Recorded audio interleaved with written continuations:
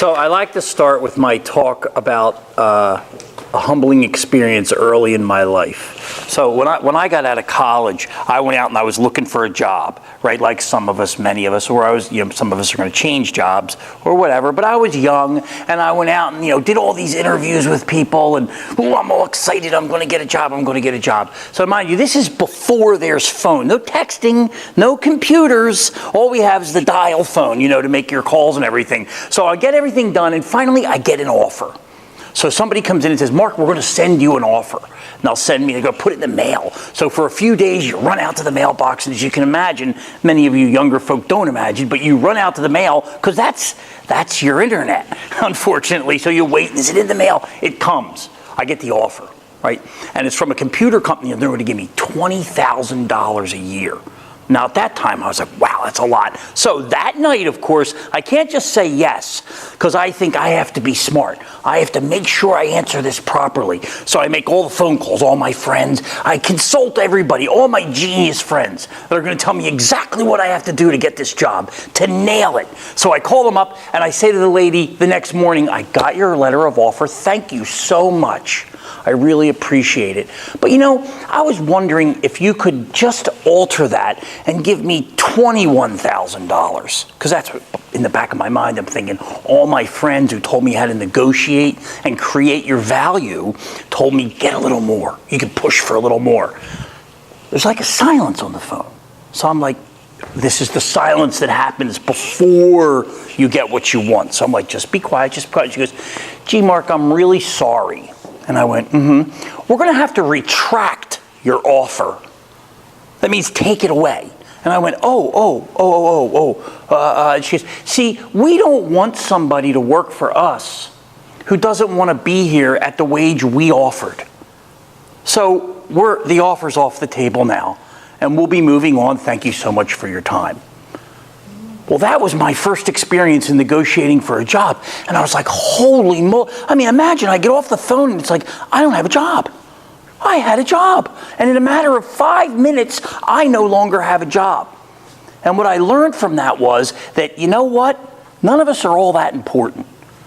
And it's very frightening when you learn that out there, that you have to prove yourself. And you have to get out there and do something, anything, just prove you're worth something, and I say that starts with, and the thing that I've found that when I think about things and watch people who are young come into me, I think of, and younger high school kids, college kids, whatever they may be, is humility, and I talk about that today. Humility, I talk about hard work, and I talk about honesty. But I hope I give a little different spin to it than you're used to hearing. I always thought of humility as being like humbled, like somehow that means, get down and you have been humbled in front of me. But I'm like, no, that's not what it's all about. Humility is just basically acknowledging that, you know what, I don't know what to do. And a lot of people, when they're young, take on the and old, don't get me wrong, and old, I'm still guilty of this. When they go into something that's new, like they get a job. Here's another thing I think, as to be humble. When you get a job, you got offered a job. A lot of people don't get a job. You got offered to have a chance to make money. You made the team. If you were a pro player, you got drafted. This is not assumed.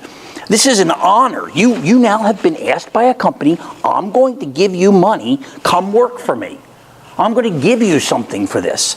And a lot of times I find when younger people come to work for me, or in my other experience in coaching young people in lacrosse where they're not getting anything, I find a lot of it, there's not humility. There's a sense of, do you understand? I'm going to give 2 examples. When I coach young people in lacrosse, they're 7th and 8th graders, right? They're young guys. Now, I coach the B team, okay? So these are the kids that didn't make the A team, okay? So they're not so great, all right? And that's okay. I played the game, but we know some of them, maybe they shouldn't be playing any sport. Maybe they should be, maybe they should just be doing chess or get into acting. But we have to kindly guide them to their passion, right? So some of them, though, are relatively competent, but they have no knowledge of the game. And they're the ones where you kind of look forward to that. You're like, oh, a nice young guy who might want to actually listen to me. And you talk to one of them and he goes, you can tell by the way he's looking at you. He just kind of goes, yeah, right, coach, I got it. But you see, I'm going to do it in my way. And now here's the thing that's unspoken from somebody like me. Here's what's going on inside my mind. This kid's a little jerk. I'm going to make him later today run extra sprints just because he's a jerk. Okay, now that's not very mature, but that is what goes through my mind.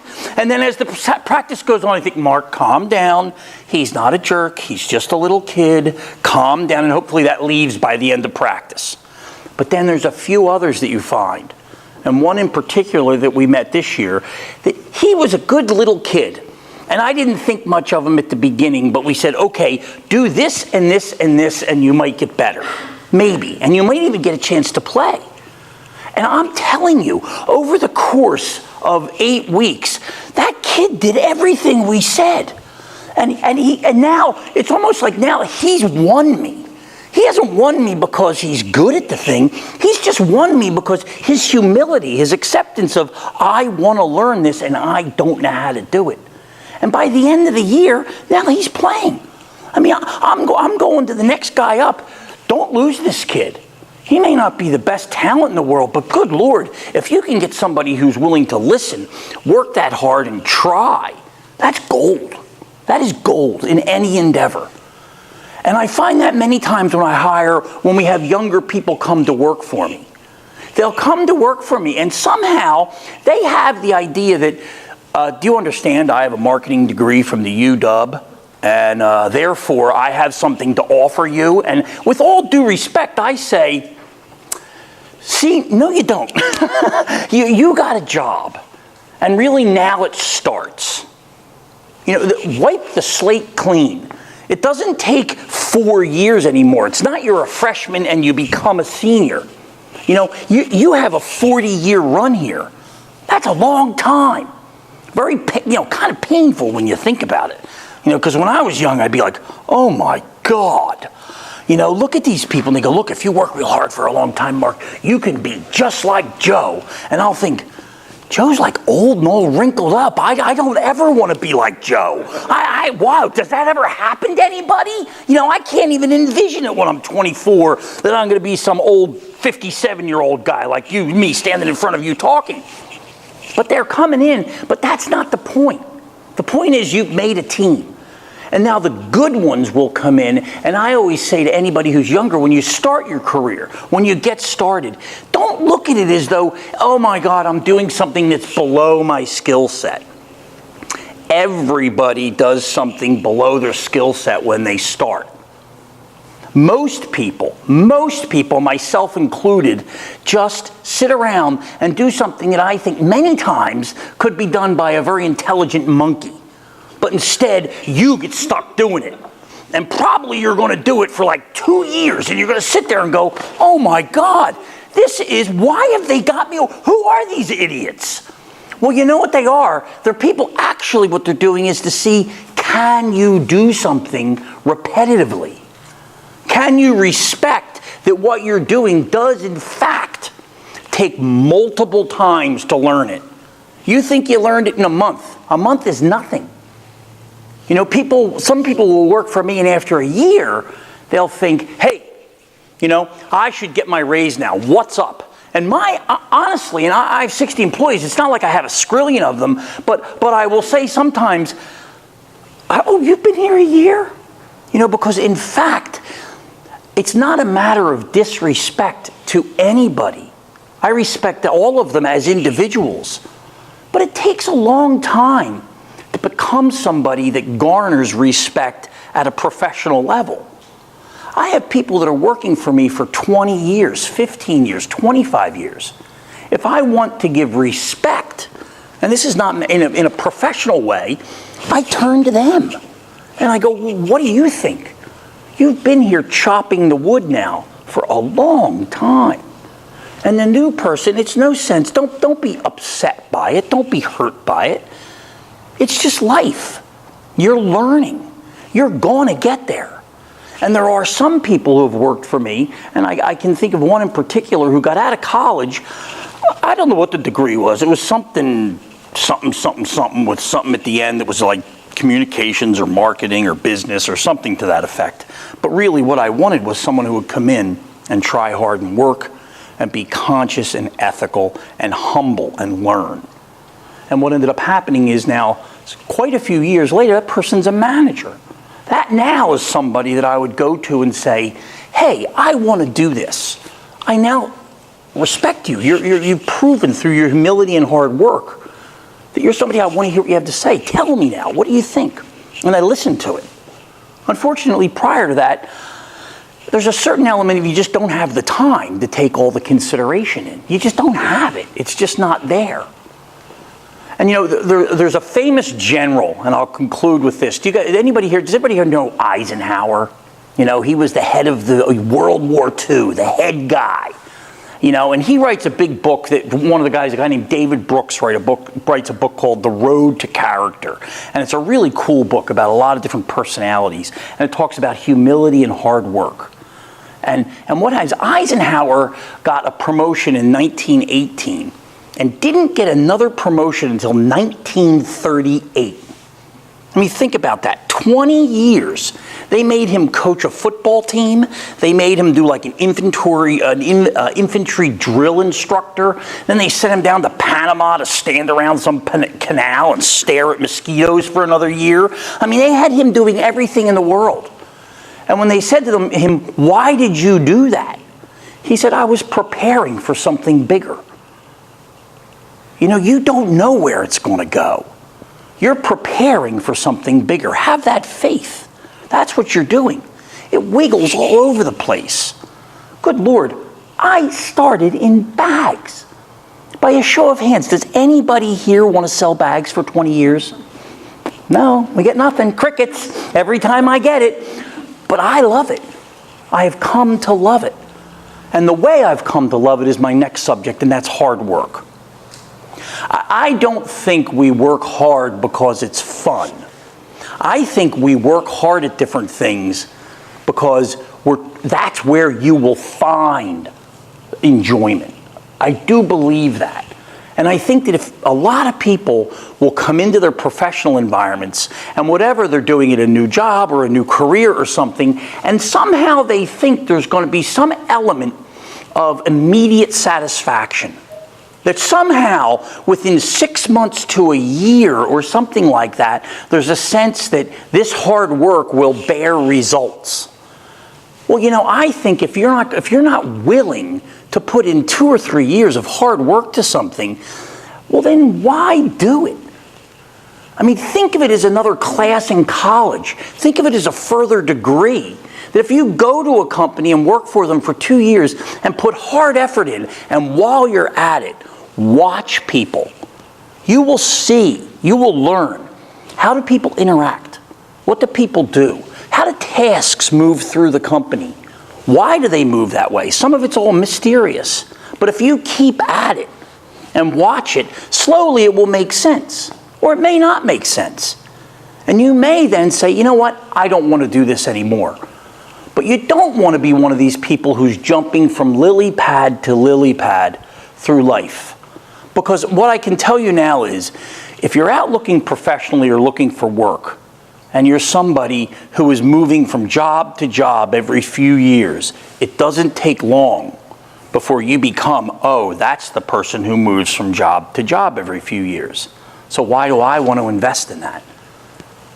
There's a significant investment. And when you find somebody that appreciates hard work, you will find a way to keep them. That's my experience, at least. Because they're so hard to find. They're like finding gold. You can't find it. And I never thought. There's a story, there's a book, again, I can't remember the name of the book, but it's Angela Duckworth did a book on grit. Okay? And it's a pretty cool book. It's written about what is it that makes somebody successful. Is it intelligence? Is it hard work? Is it just their personal drive? Which one of those things is it? And she said she defined that as grit. It comes down to there's people who have grit can be successful. And it was like, what is grit? Well, so there was this one guy who she talked about it, and he gave me motivation because I remember it. When he was really young, he had this really cool meditation experience, and he wanted to be like mindful, like woo, just hang out like some Tibetan monk or something, hanging out and just thinking all the time. But it turned out he was good at science in school. And as time went on, he realized, I could get into med school. Well, he's like, I don't really want to do med school, but what the hell, I'll do med school. Well, then all of a sudden, he's good in med school. And then he goes along in med school for a little while. And now, fast forward 10 years. Now he's the head of a department in like the doctor of internal medicine, and he's assisting in operations, he's giving directions to people, and they go ahead 5 more years. Now he's running the whole area. He's like the big mahoof, and they say to him, do you like doing this? He goes, it's really not my passion, but I've come to really enjoy the hard work. And they go, well, what is your passion? He says, it's still the one thing I wanted to do when I was 8. So all of a sudden at that point, somebody comes along to him and says, why don't you tie? And he goes, but I do it, he mentioned that I love helping people that are being taken care of. I find that helping them, their emotional structure is helpful because they're sick, they're trying to get better. So all of a sudden now, we jump 10 years forward, he now runs a business that does mindful medicine for people in recovery. And that was always his passion deep down.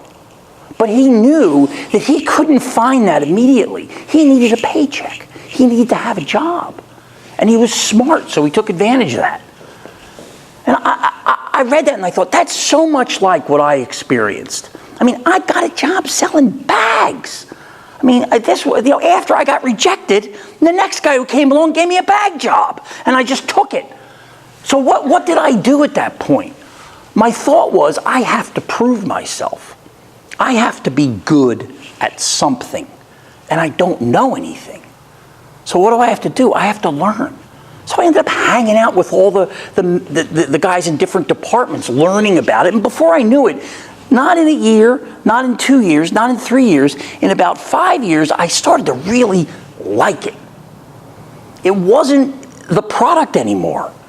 It was the people, it was the study, it was the customers, it was all the things that come with it. And then all of a sudden, I'm fired up. I want to do it. And it was somewhere around there that I had my first of 5 daughters, which only caused me to be more fired up because now I need more money. And then you get really fired up. And then you make 3 of them. And then you need even more money. And then you go and make 5 of them. And then you need even more money. But you work hard and you aren't thinking of it as money. You're just digging it. You're just into it. And that's what I like. I like just working and being excited about it, and it does it. It just does it for me. I never thought it would be where I am. I just never thought I would be up here blabbering on about bags and telling people, that's where through hard work and bags, I found the passion. But it came from humility and hard work. And the other thing I think I like to finish my discussion about is honesty. And I always think honesty always kind of bothers me.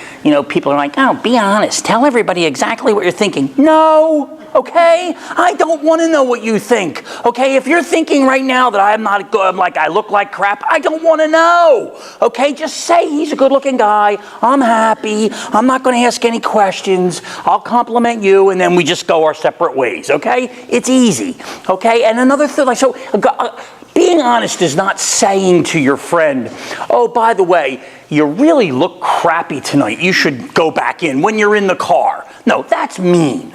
That's mean. Being honest is not going into a boss and saying, hey, by the way, boss, I think this department you're running here is a mess. And you should do something about it. And by the way, I think you're dumb. And a lot of the guys in the office think you're dumb. No, this is bad. This is stupid, and this is how you get fired. Okay, don't do that. That's not honest. What I mean in honesty is, I think there's a lot of young people at all ages that you give them some instruction at work and they don't understand what the hell you said. And they don't say anything because they feel like, oh gosh, if I say something, people are going to think I'm dumb. I shouldn't bring it up. I shouldn't talk about it. Well, I now, as I've gotten older, I've come to the conclusion, if I don't understand, other people don't understand.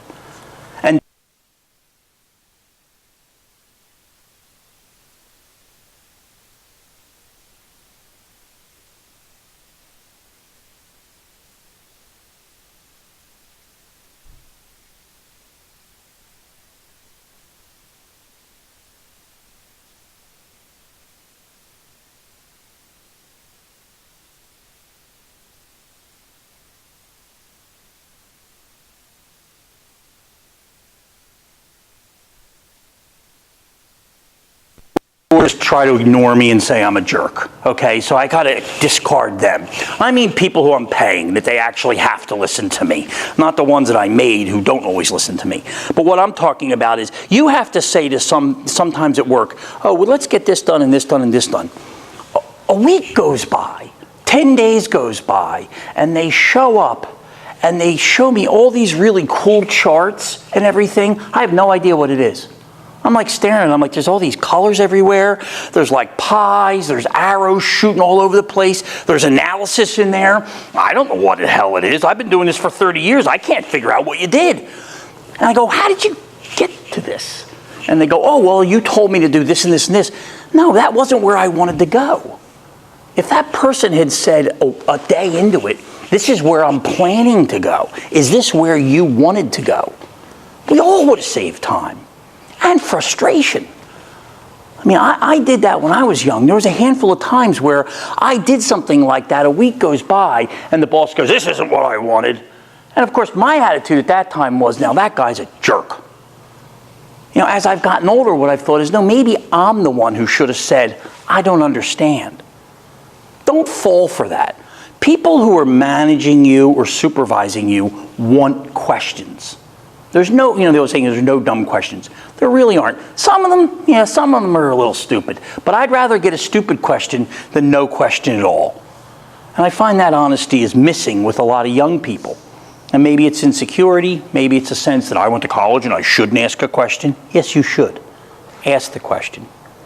And the last form of honesty I like to talk about is the honesty to yourself.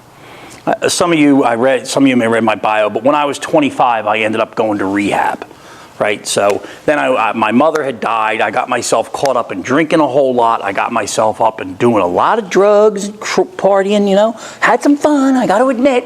You know, I lived in Philly. New York wasn't far away. And you could go up and down, up and down. You could kill yourself in 3 years if you tried. And I was going down that path. And finally, somebody said to me, you know, something's wrong here. And I got a flash, a moment for me of an honesty, and that was, I'm messed up. Like I can't stop this thing. I'm trapped. I don't know what to do. And I went and I got help. And that was 31 years ago. 31 years ago, and I haven't done anything since then. I just have lived in this life like having to deal with the whole thing without a drink. It's quite confusing sometimes, you know. I mean, let me tell you what. When you got my personality, sometimes it's, you know, I would love. Let me tell you, it'd be 4 or 5 shots of whiskey at the end of the day. To me, seems just fair, you know. But no, I'm not allowed to do that. You know, everybody else does. You know, they run along. You know, my dear wife, I like her with a couple martinis in her. She likes me, but she stops at 2 martinis. You know, not me. Oh no, 2 martinis and then party is on. You know, we're lighting it up. And that was bad. I was going to kill myself. And I had to really look at myself. But I'm not here to jump up and down and say you should or shouldn't have drinks. What I'm saying is, I believe that a lot of people have some small little thing that's going on. Something, I don't know what it is. It may be OCD. It may be some neurosis. It may be something that's your stumbling block in life. That you think somehow, if other people find it out, they're going to judge you. And they're going to say, oh my gosh. Or you're afraid to go out and talk to somebody about it because then you have to admit it. Well, you know what? There's so many people out there that not freely, but I mean, these folks out there, these social workers, they're not making a lot of money. I remember when I went, I think, yeah, right, I'm going to go there. They're just going to make bank on me, you know, like check them out. They're just going to bill me and cash out. No, they're making like nothing. You know, these people are doing it because they care. And they're there to help you. And I hope somebody here has got that going on. I just know it. And help yourself. It's the hardest honesty to have with yourself. And it's the one that's going to, I think, getting over that honesty is harder than any. Just a general honesty that something's wrong, or I have to improve, or I have to do this. It's the hardest one to look at. Because it's the one you live with every day, and you can really disguise yourself. So anyway, I am wrapping up my conversation about humility, hard work, and honesty. And what I think I'd like to close with is the 3 books that I have found so powerful for me. One is, I don't know if you guys have read The Outliers by Malcolm Gladwell. It's a great book if you haven't read it. The Road to Character by David Brooks is another one. And there's one called Grit from Angela Duckworth.